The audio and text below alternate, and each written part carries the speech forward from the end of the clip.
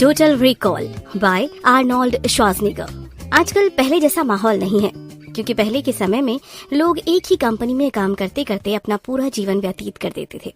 आज फ्लेक्सिबिलिटी की इम्पोर्टेंस बहुत बढ़ गई है।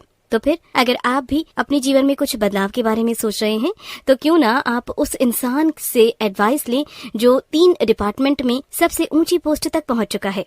युद्ध के बाद ऑस्ट्रिया से निकलकर अमेरिका में अपने विनम्र स्वभाव के कारण मिस्टर यूनिवर्स की उपाधि मिलना, उसके बाद हॉलीवुड में नाम कमाना और अंत में कैलिफोर्निया के गवर्नर के रूप में उन्होंने साबित किया कि उनका जीवन सभी के लिए सीखने के योग्य है। तो हम लोग आर्नोल्ड के आत्म अनुशासन, एम्बिशन और सफलता के बारे में क्या सीखते हैं। तो आइए सीखते हैं आखिर किस तरह से आप अपने जीवन को खुद ही सफल बना सकते हैं। इसके अलावा आप जानेंगे, जब तक आप किसी चीज को प्राप्त नहीं कर लेते तब तक आप उस चीज से बहुत दूर हैं। अपने जीवन में होने वाली घटनाओं का भार कभी अपने माता पिता पर नहीं डालना चाहिए। बड़ा सोचने का महत्व और उसे पाने की लालसा। पहला सबक, एक संघर्ष भरा बचपन देने के बाद अमेरिका ही आर्नोल्ड की कर्म भूमि बनी। आर्नोल्ड 1947 में ऑस्ट्रिया में पैदा हुए थे। ऑस्ट्रिया के लिए वो साल बहुत दुखदायी था, क्योंकि उसी साल ऑस्ट्रिया को विश्व युद्ध में हार का सामना करना पड़ा था। आर्नोल्ड की मां पूरे देश में इधर उधर घूम रही थी, सिर्फ इस उम्मीद में कि उनके परिवार को रहने के लिए कोई सुरक्षित स्थान मिल जाए। आर्नोल्ड के जीवन की शुरुआत इससे और कठिन नहीं हो सकती थी। जीवन की इन शुरुआती कठिनाइयों ने आर्नोल्ड को बहुत मजबूत बनाया। युद्ध हारने के बाद ऑस्ट्रिया के लोगों ने खुद को बदलना शुरू किया। वो चाहते थे कि दूसरे देशों के लोग इस बात को जाने कि युद्ध हारने के बाद वो लोग बहुत मजबूत हुए हैं, साथ ही साथ उनके अंदर गुस्सा भी पैदा हुआ है। लोगों से ज्यादा उनकी अगली जनरेशन यानी कि छोटे बच्चों के अंदर बहुत ज्यादा नाराजगी थी। आर्नोल्ड के पिता गुस्ताव उन्हीं लोगों में से थे जिनको युद्ध में हार से काफी दुख पहुंचा था। गुस्ताव ने बचपन से ही आर्नोल्ड और उसके भाई को काफी सताया। उन दोनों भाइयों के लिए पूरा दिन का रूटीन तैयार रहता था। दोनों भाई सुबह 6 बजे ही उठ जाते थे। उन दोनों को सुबह का नाश्ता तब तक नहीं मिलता था जब तक दोनों सुबह की एक्सरसाइज को पूरी तरह से कंप्लीट ना कर ले। उसके बाद उनको फुटबॉल और एथलेटिक्स का भी जमकर अभ्यास करना होता था। इतनी मेहनत के बावजूद दोनों में से अगर कोई भी कुछ गलत काम करता था तो फिर गुस्ताव उनको बेल्ट से पीटते भी थे। आर्नोल्ड ने बाद में बताया कि सिर्फ वो ही इकलौते ऐसे बालक नहीं थे जिसके साथ इतना स्ट्रिक्ट व्यवहार किया जाता था। उन्होंने कहा कि एक बार उनकी क्लास टीचर ने क्लास के एक बच्चे को उसकी गलती की सजा देने के लिए उसका सर डेस्क पर पटक दिया था। अपने पिता के अत्याचार से बचने के लिए आर्नोल्ड ने ये सोच लिया था कि वो उनसे दूर चले जाएंगे। इसीलिए जब वो 12 साल के थे तब उन्होंने निश्चय किया कि वो अमेरिका जाकर वहाँ नए जीवन की शुरुआत करेंगे। और उसी दिन के बाद से ऑस्ट्रिया में उनको जो भी छोटा मोटा काम मिलता था वो उसे करते थे और अपनी आज़ादी के सपने को पूरा करने के लिए कमाए हुए पैसों को सेव करते थे। किसी और देश को न चुनकर उन्होंने अमेरिका को इसीलिए चुना था क्योंकि उन्हें पता था कि अमेरिका में सभी को अपनी तरह से जीवन जीने की आज़ादी है। अमेरिका से ताकतवर देश कोई भी दूसरा नहीं है। आर्नोल्ड अमेरिका इसलिए भी जाना चाहते थे क्योंकि अमेरिका ने हॉलीवुड और कोका कोला का आविष्कार किया था और ये दोनों ही चीजें आर्नोल्ड को काफी लुभाती थी। दूसरा सबक, पहली बार आर्नोल्ड अपनी क्षमता को पहचान नहीं पाए और मिस्टर यूनिवर्स बनने से चूक गए।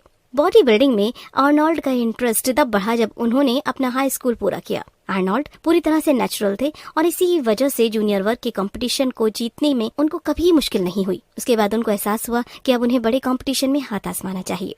इसीलिए उन्होंने जर्मनी जाने का निश्चय किया और फैसला लिया कि वो मिस्टर यूनिवर्स प्रतियोगिता में भाग लेंगे। म्यूनिख पहुंचने के बाद उन्होंने एक जिम में काम करना शुरू किया।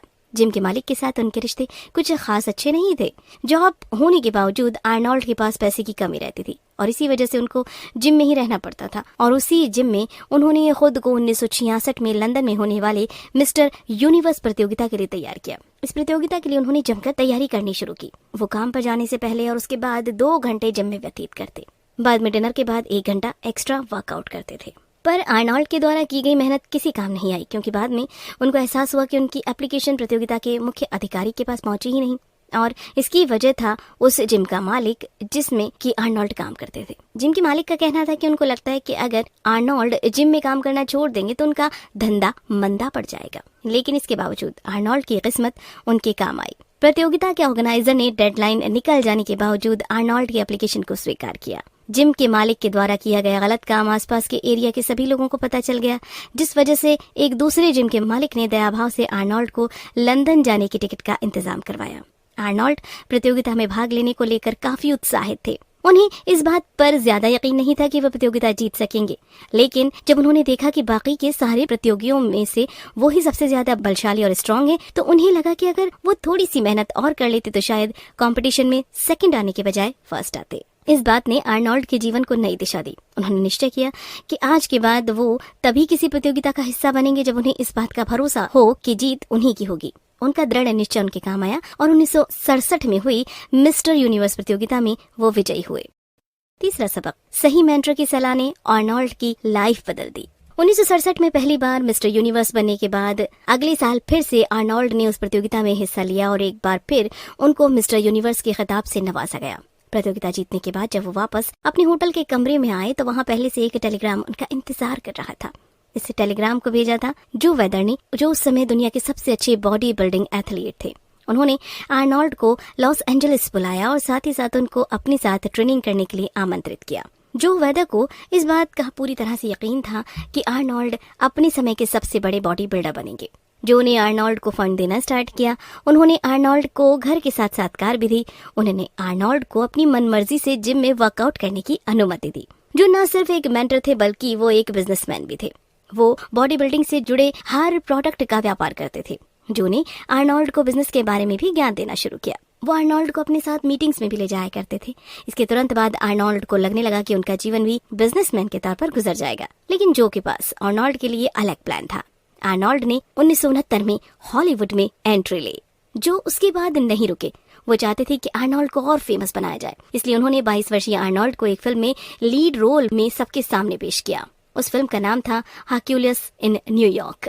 जो ने आर्नोल्ड को एक्टिंग के क्षेत्र में सफल बनाने के लिए फिल्म के प्रोड्यूसर से कुछ सफेद झूठ भी बोले। उन्होंने प्रोड्यूसर को बताया कि आर्नोल्ड ने एक्टिंग की ट्रेनिंग ली है। उन्होंने ये भी कहा कि आर्नोल्ड को अच्छी इंग्लिश आती है, परंतु जब बाद में प्रोड्यूसर को पता चला कि आर्नोल्ड की इंग्लिश कमजोर है तो फिर उनको फिल्म में डबिंग का इस्तेमाल करना पड़ा। हालांकि इसके बावजूद आर्नोल्ड की पहली फिल्म में फ्लॉप साबित हुई, लेकिन आर्नोल्ड इतने दृढ़ निश्चय थे कि हॉलीवुड में उनको सफल होने से कोई नहीं रोक सकता था।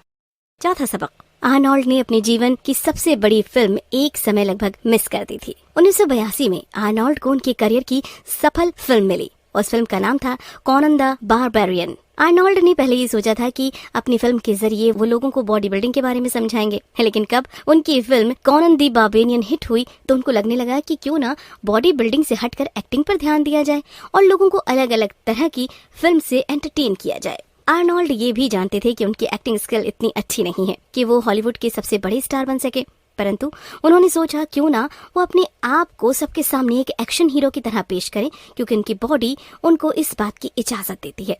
आर्नोल्ड ने हमेशा की तरह नीचे से शुरुआत करने के बजाय सीधा हॉलीवुड में सबसे ऊपर पहुंचने का सपना देखा, जिस तरह उन्होंने खुद को बॉडी बिल्डिंग में साबित किया था। फिल्म के निर्माता ओजे टर्मिनेटर की भूमिका के लिए सिम्पसन को देख रहे थे, लेकिन श्वार्ज़नेगर के साथ दोपहर के भोजन के दौरान उन्होंने महसूस किया कि ऑस्ट्रियाई अभिनेता आर्नोल्ड एक मशीन की भूमिका के लिए सही विकल्प हैं। परंतु आर्नोल्ड के मन में कुछ अलग विचार थे। वो सोचते थे कि जनता के दिल में एक हीरो के तौर पर अपनी इमेज बनाएंगे, परंतु अब उनको विलन का रोल मिल रहा था। फिल्म के निर्माता ने इस बात का विश्वास दिलाया कि टर्मिनेटर का रोल ना अच्छा है और ना ही बुरा। उन्होंने कहा कि ये रोल अवश्य ही जनता को बहुत पसंद आएगा। पांचवा सबक, कैलिफोर्निया के बच्चों की मदद से आर्नोल्ड ने गवर्नरशिप की ओर कदम बढ़ाए। सिल्वेस्टर स्टेलोन की 1993 की फिल्म डिमोलिशन मैन में एक फ्यूचर का सीन था जहां मेन कैरेक्टर को फ्यूचर में ले जाया गया था। खुद को वर्ष 2032 में श्वार्ज़नेगर प्रेसिडेंशियल लाइब्रेरी के बाहर पाया। आर्नोल्ड को हालांकि अमेरिका की काउंसिल चलाने का मौका नहीं मिला, क्योंकि काउंसिल सिर्फ वही रन कर सकता था जो कि अमेरिका में पैदा हुआ हो, परंतु आर्नोल्ड कैलिफोर्निया के गवर्नर बनने के बाद काउंसिल रन के बहुत करीब आ गए। कैलिफोर्निया 2003 में विश्व की 7वीं सबसे बड़ी इकोनॉमी थी। आखिर आर्नोल्ड वहां तक कैसे पहुंचे? हर साल की शुरुआत में आर्नोल्ड खुद के लिए पूरे साल का ब्यौरा लिखा करते थे कि आने वाले 12 महीनों में उनको कौन कौन से काम करने हैं। साल 2001 में उन्होंने लिखा कि वो जानना चाहते हैं कि गवर्नर बनने का एहसास कैसा होता है। आखिर उन्हें अपने इस नए टारगेट के लिए मोटिवेशन कहाँ से मिला? आर्नोल्ड को कैलिफोर्निया में उस समय हुए डिक्लाइन के कारण ये आइडिया आया।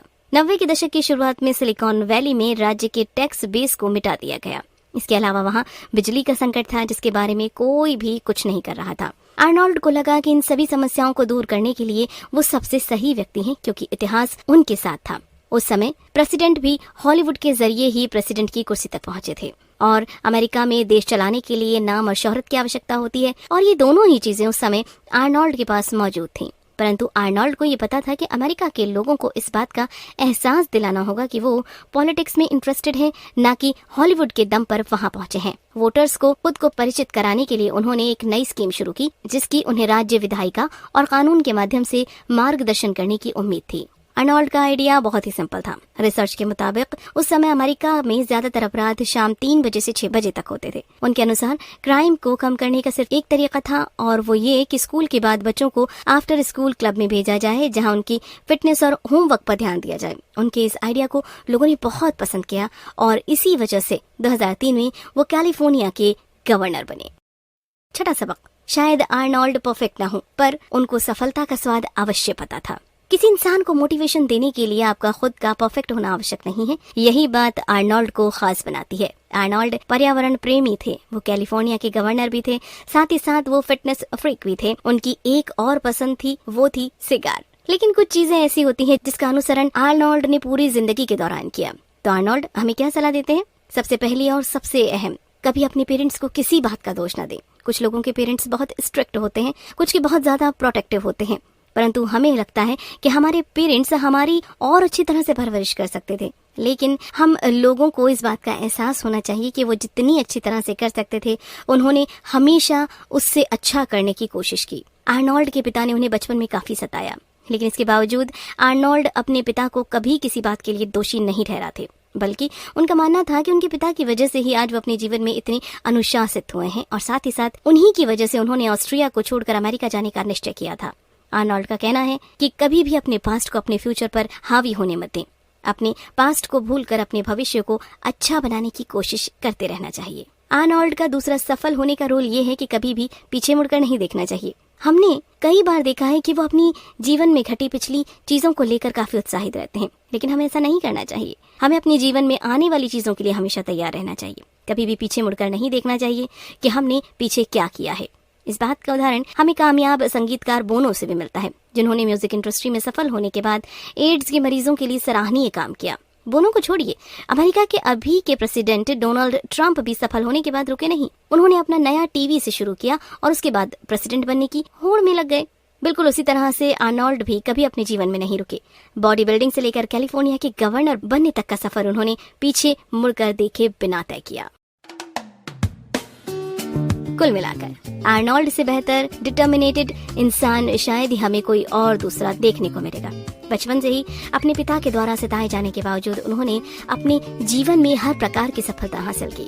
ऑस्ट्रेलिया छोड़कर अमेरिका गए, वहाँ पर उन्होंने बॉडी बिल्डिंग में लगातार मेहनत की और कई सारे कंपटीशन जीते। उसके बाद उन्होंने हॉलीवुड में एंट्री ली और वहाँ पर भी सफल हुए। अंत में कैलिफोर्निया के गवर्नर बनकर लोगों की भी सेवा की। क्या करें, हमेशा ऊंची सोच रखें और जीतने का प्रयास करते रहें। आर्नोल्ड के जीवन से हमें सिर्फ ये सीखने को मिलता है कि वो कभी दूसरे स्थान पर नहीं गए। उन्होंने हमेशा पहले स्थान का ही एम रखा और उसे पाने की कोशिश करते रहे। उसी प्रकार हमें भी कभी किसी भी चीज में इस मोटिवेट के साथ हिस्सा नहीं लेना चाहिए कि हम सिर्फ उसमें हिस्सा ले रहे हैं, बल्कि हमें उसे जीतने की कोशिश करनी चाहिए, क्योंकि अगर हम ऐसा सोचकर उसमें जाएंगे तो हम उसके लिए ज्यादा मेहनत कर पाएंगे।